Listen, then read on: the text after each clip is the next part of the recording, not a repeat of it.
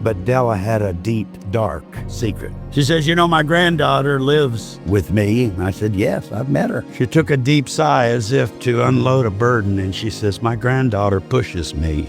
I said, what? She says, sometimes my granddaughter shoves me.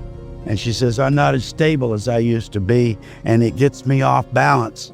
And I would catch myself. She says, I'm afraid one of these days I'm going to fall. She says, I have noticed when she comes home, if she has a troubled look on her face, she says, I run to my chair and sit down for fear that she's going to shove me. I was totally stunned.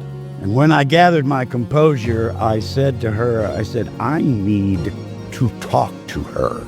She was very hesitant. She didn't want me to. She was fearful that she would be ugly to me.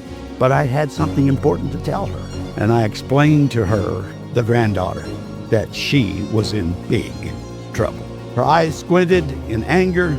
She glared at her grandmother. She looked back at me and she says, my grandmother's not going to do one thing about it. She would never testify against me. I said, oh, you don't know what I'm saying. There's a much higher authority than the sheriff's.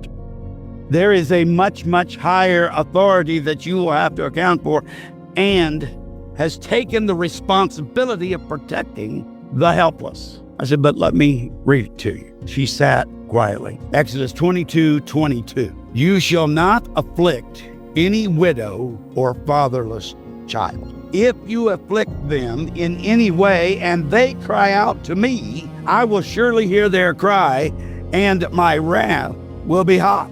This is God talking. I said, if this continues, you're going to be in extremely bad trouble because you don't understand the widow's might. And I said, I know that your grandmother has prayed for you.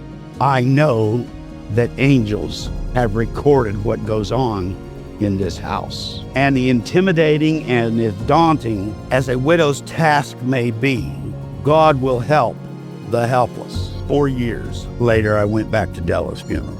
I was in a district close by, and I heard that she had passed away.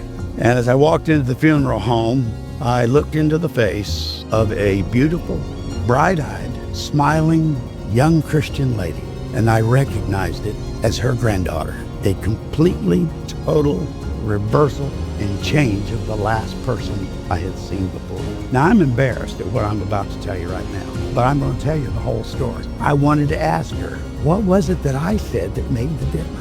Look, it wasn't me. It was the prayer of a grandma that kept loving the most unlovely, that kept praying. Don't ever, ever, ever underestimate the power of a widow's might.